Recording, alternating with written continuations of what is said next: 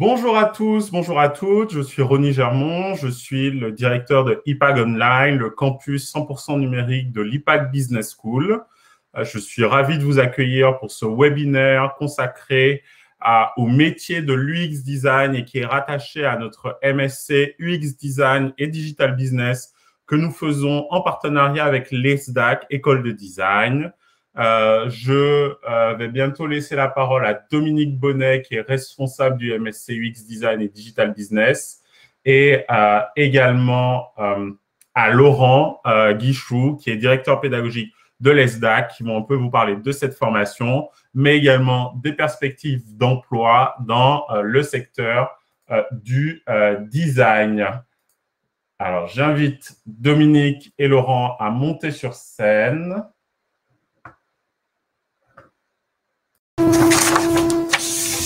Bonjour.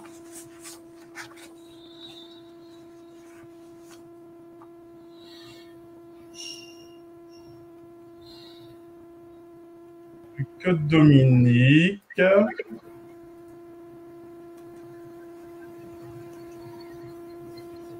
Alors, Dominique a lancé le... Ah, c'est moi qui ai lancé le PPT.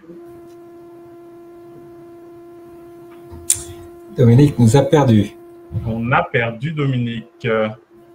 Alors, ce que je vais proposer, c'est que du coup, on va commencer par toi, Laurent. Je te laisse la scène et je suis là au cas où. D'accord. Alors, je vais pas présenter le campus de l'IPAG, puisque moi je suis représentant de l'ESDAC. La collaboration que l'ESDAC et l'IPAG ont ensemble fait que une partie des cours, effectivement, seront donnés au sein de l'ESDAC en distanciel, voire un petit peu en présentiel pour quelques jours sur notre site de Aix-en-Provence. Mais mon propos aujourd'hui va être essentiellement de parler de l'UX Design. Qu'est-ce que c'est ? Qu'est-ce qu'on fait? Quel type de métier? Quel type d'emploi derrière? Et je laisserai Dominique revenir sur la notion sur la présentation de l'IPAG un peu plus tard. Alors, je vais du coup sauter un petit peu les pages. Hop. Alors, donc l'UX designer va prendre effectivement en responsabilité un ou plusieurs projets. Alors la première question qu'on va se poser d'abord, qu'est-ce que c'est que l'UX? L'UX, c'est un acronyme de l'anglais User Experience qui nous mène, qui a pour objectif d'insérer du storytelling, une expérience d'utilisation pour faire naître des émotions chez l'internaute, chez l'utilisateur. Donc, le rôle de l'UX manager, l'UX designer est un rôle vraiment stratégique. C'est un rôle qui va avoir pour fonction de prendre en compte les attentes et les besoins de l'utilisateur. Il ne s'agit pas juste de proposer un service, le mieux qui soit, mais vraiment que ce service soit adapté aux besoins. Et pour cela, il y a toute une part de confiance, d'émotion à mettre en place. Alors, l'UX designer ou l'UX manager va commencer en général par prendre en place, en responsabilité des projets en management tels que d'architecture d'information, de direction de projet, de direction de création, de direction d'agence, mais tout ceci, nous en reparlerons. Alors, le rôle de l'UX designer, c'est quoi? Alors, ici, vous voyez un petit tableau sur lequel sont indiquées les différentes phases de travail de l'UX designer, la phase de cadrage, la phase de conception, la phase de réalisation. Je vais un petit peu brosser ça d'une autre manière pour vous expliquer un petit peu qu'est-ce qu'on fait lorsqu'on est un UX designer ou un UX manager. La première des choses va être de délimiter les profils des utilisateurs, puisque le rôle de l'UX designer, c'est bien de créer, de rendre l'utilisation des choses et des services, dans le digital ou autre d'ailleurs, plus facile. Donc, l'idée, c'est de comprendre les habitudes, les comportements et les motivations des utilisateurs. La deuxième chose va être d'identifier les besoins réels des utilisateurs. En ça, on est dans la phase de cadrage, de dégager leurs attentes. Et puis de déterminer les problèmes rencontrés.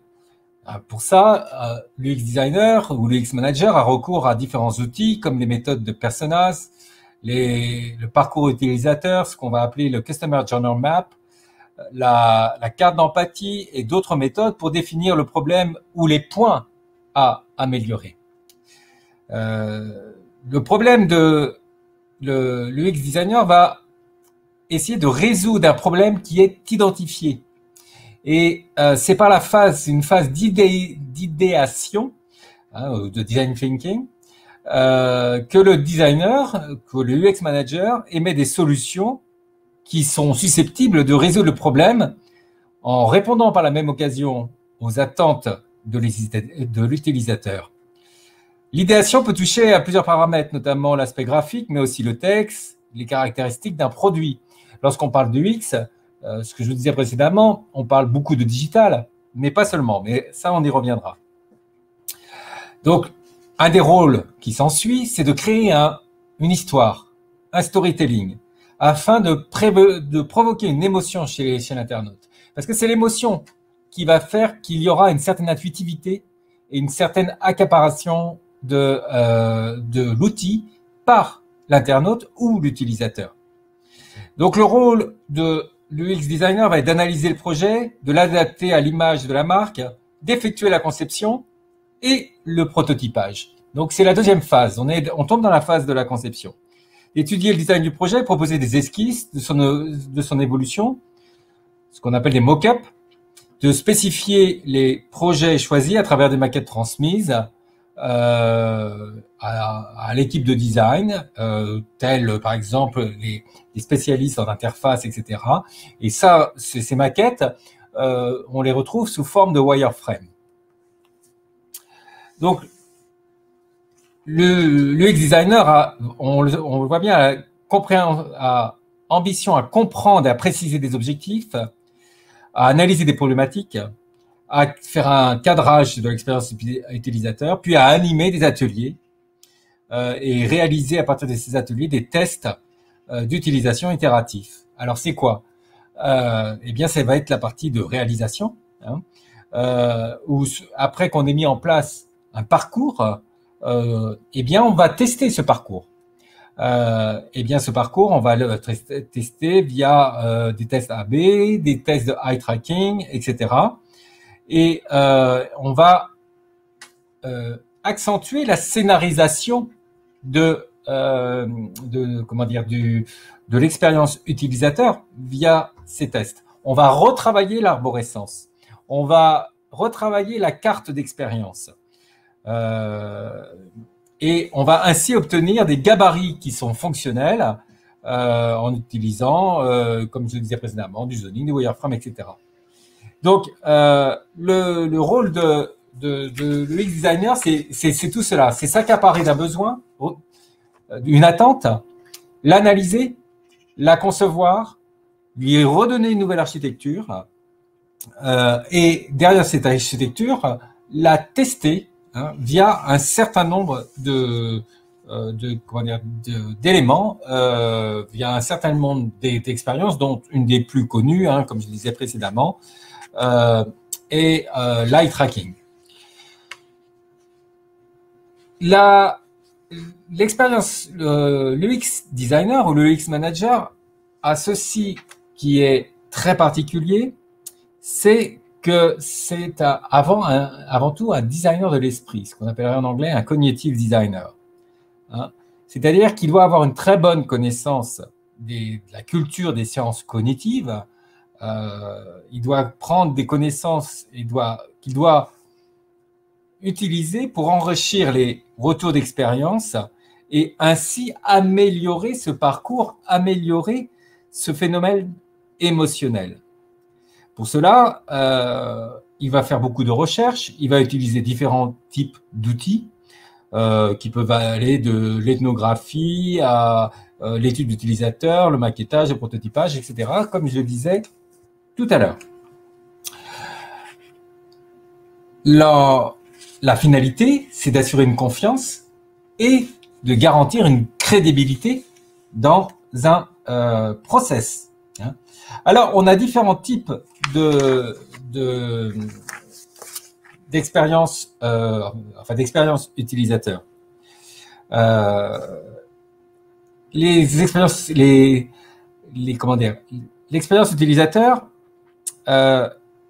ne touche pas simplement au digital. C'est ainsi qu'on va avoir différents types de métiers. On a bien sûr l'UX Researcher, qui a pour but de concentrer l'étude des utilisateurs, le designer de service, qui a pour but de se concentrer sur le design du service lui-même. Donc, en l'occurrence, il s'agit de process. Il ne s'agit plus obligatoirement de process digitaux, ça peut être des process réels. Le designer d'interaction, qui a envie de se concentrer sur le design du comportement. L'architecte de l'information, qui a envie de se concentrer sur la conception structurelle des contenus d'un système d'information, plus spécifiquement d'un site web. Et puis le directeur de projet, qui a envie de diriger un projet et d'assurer la coordination et le pilotage global sur le plan fonctionnel, humain, financier, etc. Tous ces emplois, enfin toutes ces fonctions nécessitent quoi? Nécessitent une culture du digital, une bonne curiosité, une empathie, un sens de l'écoute, un esprit critique et un esprit de synthèse.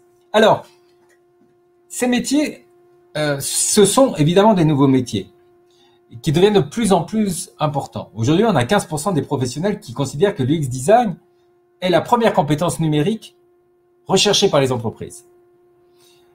Ces UX designers sont très souvent des salariés, à plus de 60% d'entre eux.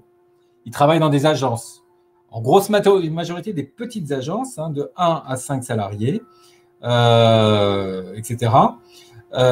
Et principalement, beaucoup sont parisiens, je dirais. Le taux de rémunération d'un UX designer, parce que c'est une chose quand même assez importante, c'est un métier émergent. Et aujourd'hui, un UX designer, et je ne parle pas de l'aspect marketing, commence aux alentours de 35 à 45 K par an. Lorsqu'on est senior, un UX designer aujourd'hui touche minimum 60 à 70 K par an. Voilà. Donc ça, c'est un petit peu ce que l'on a. Alors, hop là. Là, je vous montre différents que vous pourrez retrouver par la lecture de ce PowerPoint qui sera en ligne, différents retours d'expérience de différents UX designers qui expliquent ce qu'est pour eux l'UX design, la recherche de besoins, les attentes, etc. Voilà. Alors, j'espère que... Je ne sais pas si Dominique... Est-ce que vous avez des questions à ce stade pour les personnes qui sont en ligne?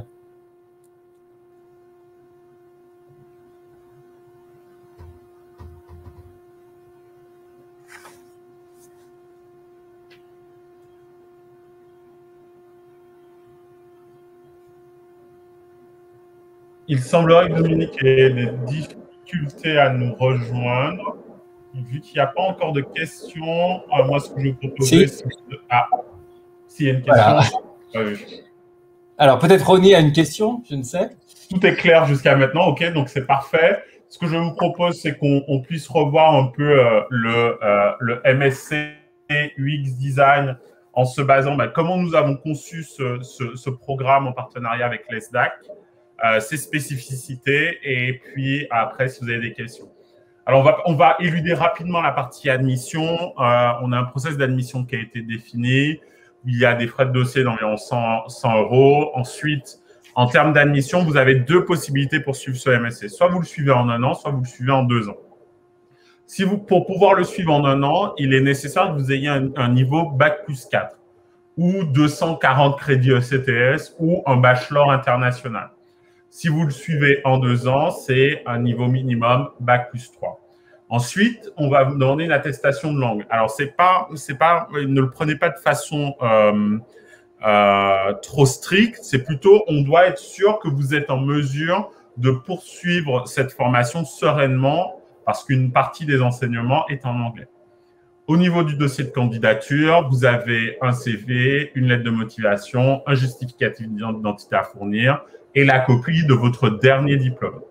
Une fois cette phase d'admissibilité passée, où on vérifie que vous respectez les conditions et que vous avez fourni l'ensemble des justificatifs, vous passez vraiment à la phase d'admission. Et dans ce cadre-là, vous avez votre dossier qui est étudié et vous avez un entretien de motivation qui a lieu, généralement avec un responsable de la formation ou le directeur des admissions ou moi-même en tant que directeur du PAG Online. Pour ceux qui souhaiteraient faire cette formation en alternance, il faut se dire qu'on a un rythme qui a été conçu. Vous avez 3 semaines de cours condensés, alors de cours à distance, hein, je précise toujours, qui sont prévus au mois de septembre. Et ensuite, c'est 4 jours en entreprise, 1 jour en digital learning, donc toujours à distance, le vendredi. C'est un rythme qu'on a conçu qui, comme vous le voyez, donne la part belle aux entreprises. Qui permet du coup vraiment cette interaction avec les entreprises et qui vous permet néanmoins de pouvoir suivre la formation sereinement. Là, je suis allé un peu trop vite. Pour le financement, les nouveaux étudiants ils bénéficient d'un tarif Early Bird jusqu'au 31 mai. Pour les étudiants de l'IPAG, s'il y en avait durant ce webinaire, vous avez des dispositifs de bourse qui sont mis en place également. Comment est constituée la pédagogie pour nos formations en ligne? Plusieurs principes pour notre pédagogie. Première chose, vous avez d'une part du contenu asynchrone qui est créé, c'est-à-dire qu'il a été écrit par nos enseignants, il a été enregistré, c'est du contenu périn que vous pouvez regarder quand vous le souhaitez, où vous le souhaitez à n'importe quel moment. D'autre part, vous avez sur ce jour, le vendredi, des classes virtuelles qui sont organisées sur les différentes thématiques, où ce sont des moments d'interaction avec nos enseignants qui vous permettent d'avancer, d'avoir des précisions, de réaliser des exercices. Vous avez toujours des enseignants-chercheurs ou des formateurs qui sont des experts professionnels qui sont à votre disposition pour répondre aux questions. Vous avez également des séances de révision qui sont organisées et un accompagnement personnalisé que je vais vous détailler un peu plus loin. Notre MSC, comme tous les MSC online de l'IPAG, sont conçus de la même façon. Vous avez un tronc commun, une expertise professionnelle à travers les différents parcours, un parcours soft skills et insertion professionnelle auquel nous tenons énormément et qui fait partie aussi un peu de l'ADN de la formation, de dire que au-delà de compétences techniques de pointe, ce qu'on veut aussi apporter à nos apprenants, à nos étudiants, ce sont des compétences autour des soft skills, des exécutifs certifiés pour donner une couleur à votre formation, une thèse de master et une expérience en entreprise. Concernant le parcours UX Design et Digital Business, vous avez donc ce fameux tronc commun qui comporte un cours de gestion de projet, un cours d'éthique, un cours de management stratégique, un cours autour de la méthodologie du mémoire que vous allez mettre en place et la mission. Vous avez sur la partie spécialisation, le parcours Digital Business, vous avez 6 cours. L'objectif, c'est de vous donner tous les outils pour comprendre et appréhender l'économie digitale et aussi la branche du Digital Business. Donc, vous allez faire de l'économie digitale, de la prospective, de l'e-entrepreneuriat, du droit des marques et de la propriété intellectuelle. Et puis, vous avez ce parcours UX Design conçu et où notre partenaire l'ESDAGM enseigne et fait intervenir ses experts, où dans ce parcours, vous avez des cours d'UX Design, de prototypage, de l'optimisation, des conférences, du business English, de la sociologie. Je vous ai parlé déjà de notre parcours soft skills et des exécutifs certifiés. Il faut vous donner à peu près comme idée, c'est peu ou prou pour la formation initiale, 450 heures de formation en 1 an, 700 heures en 2 ans. Comme je vous l'ai dit, on a conçu un parcours soft skills particulier et au cours de ce parcours soft skills, plusieurs choses que vous verrez. On verra comment apprendre à apprendre, les clés pour gérer son stress, comment aussi vous donner les outils pour concilier vie pro, vie perso et vie d'étudiant, comment on manage avec bienveillance, l'efficacité managériale, aussi un peu plus loin, ces cours vous seront utiles lorsque vous avancerez, vous serez pas loin de la diplomation, comment on valide son intégration en entreprise, comment on travaille son personal branding, et puis toutes les techniques de recherche d'emploi, comment hacker LinkedIn, comment mettre en place son personal branding, etc. Et puis, ce qui fait la force de notre partenariat et la force de CMSC, c'est cet accompagnement personnalisé. Nous avons conçu un accompagnement personnalisé spécifique pour IPAG Online qui se base en partie sur ce qui est déjà mis en place par l'IPAG Business School, mais également des choses un peu plus spécifiques qui prennent en compte le fait que vous soyez en digital. Toute intégration, elle commence par le passage d'un test psychométrique pour mesurer les soft skills. Et sur la base de ce test psychométrique, vous avez un débriefing avec un coach qui vous aidera à fixer des objectifs d'apprentissage. Puis ensuite, ce coach pédagogique dédié qui vous suivra tout au long de votre parcours, il vous suivra et fera des points régulièrement avec vous pour suivre votre progression, vous fixer des objectifs et être sûr que ce MSC, vous le passiez soit en 1 an, soit en 2 ans, en fonction de votre niveau d'entrée. Et puis, au long cours, pour vous aider, vous avez bien sûr ce parcours soft skills que j'ai détaillé précédemment. Laurent a un peu parlé des salaires autour de l'UX design qui sont très variables, bien sûr, parce que ce sont des salaires entre je suis indépendant, je suis dans une agence, je suis chef de projet, je suis UX designer, je suis responsable marketing, qui peut être aussi un métier que vous avez fixé, mais il faut vous donner une idée pouvant aller à 60, 70 K en fonction du poste que vous allez occuper. Je laisse Laurent nous parler un tout petit peu de l'ESDAC et de son campus. Et comme il l'a précisé, la particularité de cette formation, c'est que vous avez 3 jours sur le campus de l'ESDAC pour profiter de ces installations, de découvrir aussi l'école et aussi les outils pour vous former efficacement au design qui sont prévus dans le cadre de cette formation. Je te laisse la parole. Oui, alors pourquoi ces 3 jours à l'ESDAC? Parce qu'effectivement, lorsqu'on fait de l'UX design, il y a toujours des moments d'atelier qui ne sont pas toujours facilement gérables en ligne. Et donc, on a décidé, enfin, on a pensé que c'était tout à fait logique de pouvoir se faire retrouver les étudiants et travailler tout l'aspect prototypage pendant quelques jours en atelier ensemble, parce que ce sont souvent des travaux de groupe au sein de l'ESDAC. Hein. Donc, c'est-à-dire que tout le reste va être effectivement en distanciel, via des conférences avec des spécialistes de l'UX, principalement en langue anglaise d'ailleurs.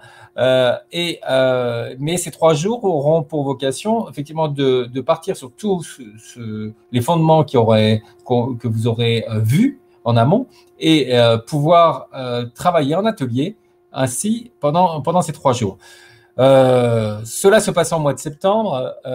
Pour vous parler un petit peu du campus, nous à Aix, donc on est une école de design très aguerrie sur les aspects du digital, du graphisme, etc. L'idée n'est pas de vous mettre le pied, de faire du graphisme. L'idée, c'est de vous faire rencontrer un environnement plus lié autour de la création, parce que c'est aussi là que vous, en tant que UX manager, vous aurez affaire derrière à des créatifs, etc. Et à travailler en équipe. Hein. Le travail en équipe est absolument extrêmement important. Aix-en-Provence, ville du Sud, ville de culture, ville où il y a des musées formidables. C'est où ont résidé Picasso, Zola, Manet, etc. Donc, il y a beaucoup de choses à faire pendant ces 3 jours. Donc, je pense que c'est autant 3 jours de travail et puis quelques soirées où vous pourrez profiter du sud et de son soleil, si je puis dire. Donc, ce sera un moment assez agréable. Voilà, Ronnie.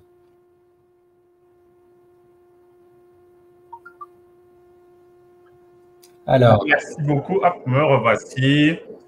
Et on passe aux derniers éléments. Alors, il y a une question. Y a-t-il un diplôme spécialisé en UX ou juste le titre professionnel de développement web et web mobile est suffisant pour enseigner cette matière? Alors, non, alors, pour le titre, on est justement associé au titre de l'ESDAC. Tout à fait. Le titre, alors j'oublie exactement son nom, Laurent, c'est designer de la communication graphique et digitale, un titre Tout à fait. qui est associé à cette formation. Plus, vous avez le diplôme école, MSc UX Design et Digital Business, co-signé par les SDAC et IPAG Business School.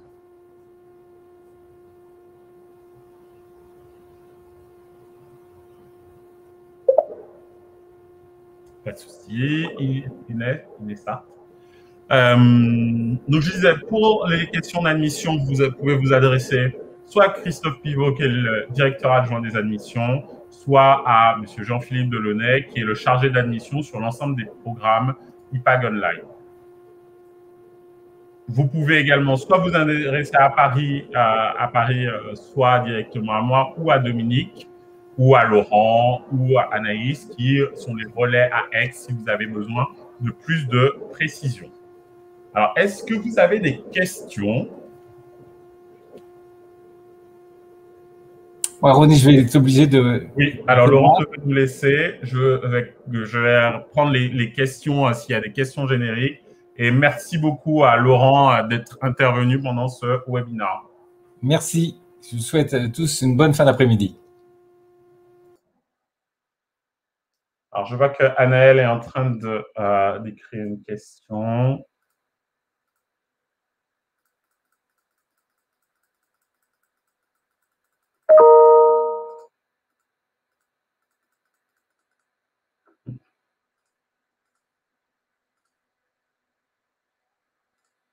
Alors, alors non, il n'y a pas besoin essentiellement de connaissances en design ou en graphisme. C'est aussi le parti pris qu'on se donne sur l'UX design, c'est aussi de vous apporter les connaissances dont vous pourriez avoir besoin pour faire cette formation sereinement.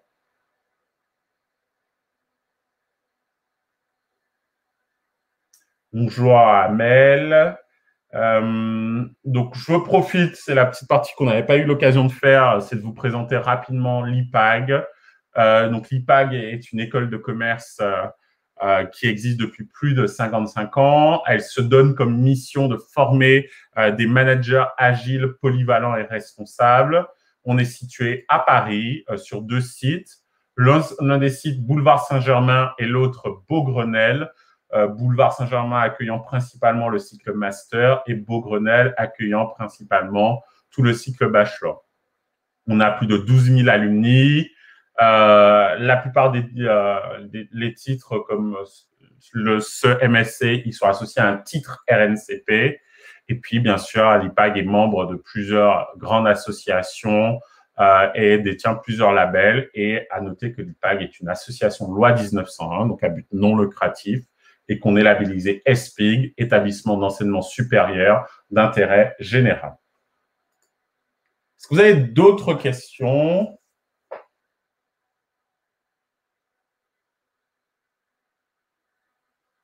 Est-ce que la présentation a été claire? Est-ce que tous les points que vous souhaiteriez aborder ont été abordés?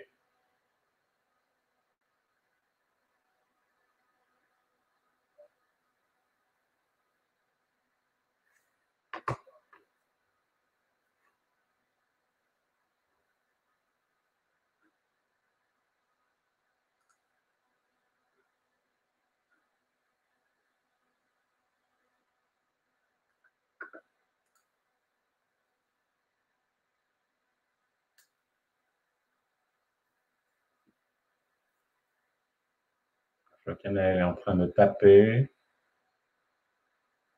Alors, en fait, le niveau auquel vous allez intégrer le master va dépendre, en fait, de votre niveau de formation de base. Si vous avez un diplôme de type Bac plus 4 ou Bac plus 5, ce sera forcément un MSc en 1 an. Par contre, si vous avez un diplôme de niveau Bac plus 3, ce sera un MSc en 2 ans.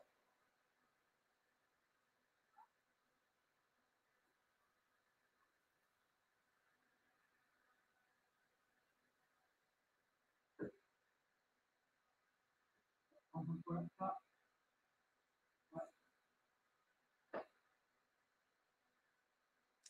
avez d'autres questions? Alors, normalement, quand ce webinaire va être terminé, vous aurez aussi la page d'inscription si vous voulez être recontacté par un des chargés d'admission. Vous n'aurez plus qu'à la remplir et il pourra vous contacter au cas où vous ayez des questions.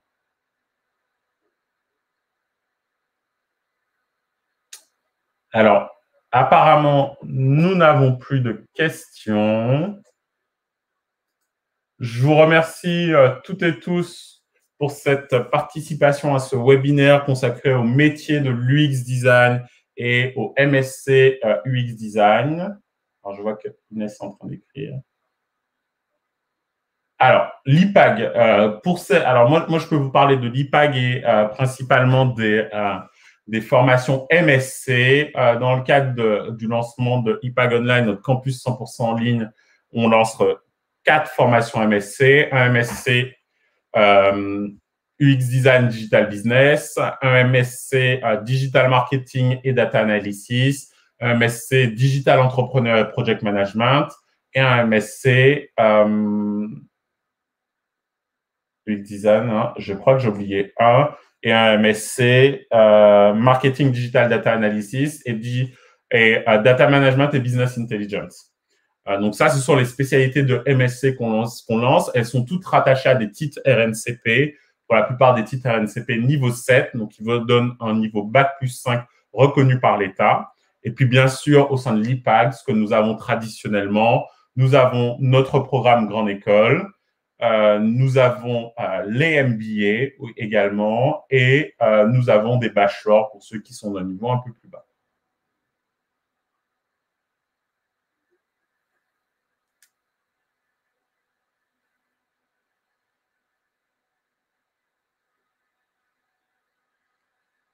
Pas de souci. Est-ce que vous avez d'autres questions?